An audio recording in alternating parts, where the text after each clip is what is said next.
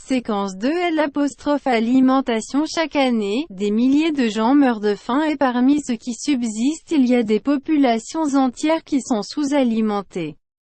C'est le cas surtout dans les pays pauvres où d'immenses groupes humains conservent des méthodes de culture très rudimentaires. Si la récolte est mauvaise, c'est la famine. Dans ces pays, les vivres sont importés et doivent en outre être transportés et distribués parfois très loin. Souvent, il y en a trop peu ou ils arrivent trop tard. Il ne suffit pas d'avoir de quoi ne pas mourir de faim.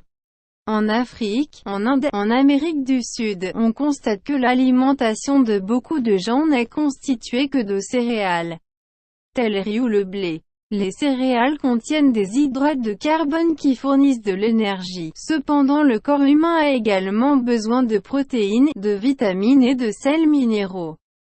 Il est de première importance de consommer des protéines, les cellules et les tissus du corps en sont constitués.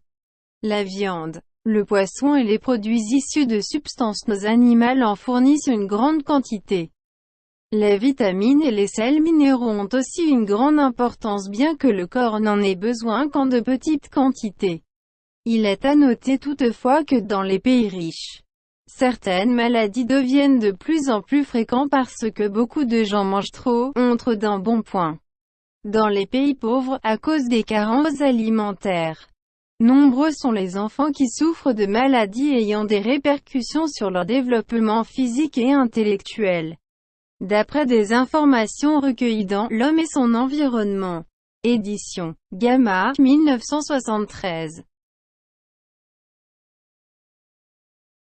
تسلسل 2 الغذاء يموت كل عام آلاف الأشخاص من الجوع ومن بين أولئك الذين بقوا على قيد الحياة مجموعات سكانية بأكملها تعاني من نقص التغذية.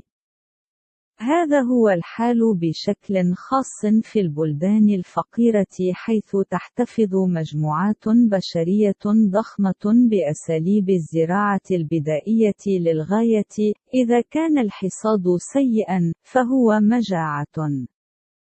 في هذه البلدان، يتم استيراد المواد الغذائية ويجب أيضا نقلها وتوزيعها في بعض الأحيان بعيدا جدا. غالبا ما يكون هناك عدد قليل جدا أو قد فات الأوان. لا يكفي أن يكون لديك ما يكفي حتى لا تجوع. في أفريقيا والهند وأمريكا الجنوبية، نرى أن النظام الغذائي للعديد من الناس يتكون فقط من الحبوب، مثل الأرز أو القمح. تحتوي الحبوب على الكربوهيدرات التي تمد الجسم بالطاقة، إلا أن جسم الإنسان يحتاج أيضا إلى البروتينات والفيتامينات والمعادن. من الأهمية بمكان تناول البروتينات، تتكون منها خلايا وأنسجة الجسم. توفر اللحوم والأسماك والمنتجات الحيوانية كمية كبيرة. الفيتامينات والمعادن لها أهمية كبيرة أيضا على الرغم من أن الجسم لا يحتاج إليها إلا بكميات قليلة.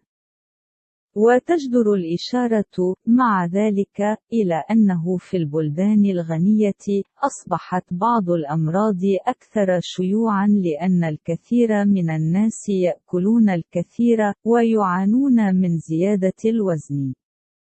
يعاني الكثير من الأطفال في البلدان الفقيرة من أمراض تؤثر على نموهم البدني والعقلي بسبب نقص التغذية. من المعلومات التي تم جمعها في الإنسان وبيئته، محرر جاما 1973.